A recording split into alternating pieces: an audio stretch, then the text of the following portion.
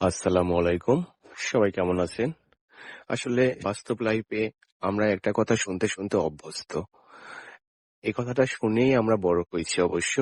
সেটা হলো পরিশ্রম সৌভাগ্যের চাবিকাঠি। তাই আপনি পরিশ্রম করলে অবশ্যই কিছু না কিছু সেখান থেকে ফল পাবেন। এটা অনিবার্য। এটা আমার বৃক্ষপ্রেম বলতে পারেন। ঠিক 4:30-5টা বাজার সাথে, সাথে এভাবে আমি বালতিতে পানি ভরিয়ে পুরো ছাদে নিয়ে আসি এবং নিজ হাতে প্রত্যেকটা গাছের টেক কেয়ার করি, পানি দেই। আবার গাছের পাতাগুলো ভিজিয়ে দেওয়ার চেষ্টা করি। তো সত্যিই আমি বৃক্ষ প্রেমে পড়ে গেছি।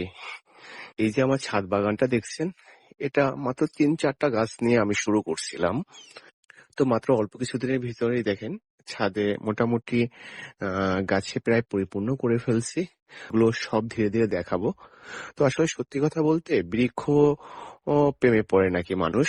সত্যি কথা শুধু যে মানুষ আ একটা ছেলে একটা মেয়ের প্রেমে পড়ে এমন কথা না।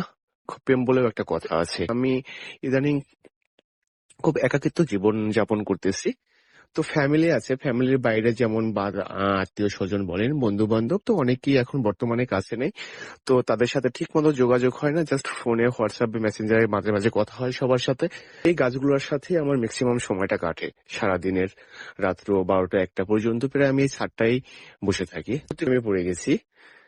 আ যে এটা একেকজনে একেক দিকে নিতে পারেন। সে হঠাৎ করে বৃক্ষ প্রেমে কিভাবে পড়ে। তো পরিস্থিতির শিকার। তবে ভালো লাগে। আসলে প্রকৃতি কথা বলতে পারে না। কিন্তু ও যখনকার এই কিছু, কিছু গাছে যখনকার আমার ফুল ফুটছে, আমি মনে করি যে ওই আমাকে এই যে আমার যে পরিশ্রম, এটাই আমার পরিশ্রমের সার্থকতা।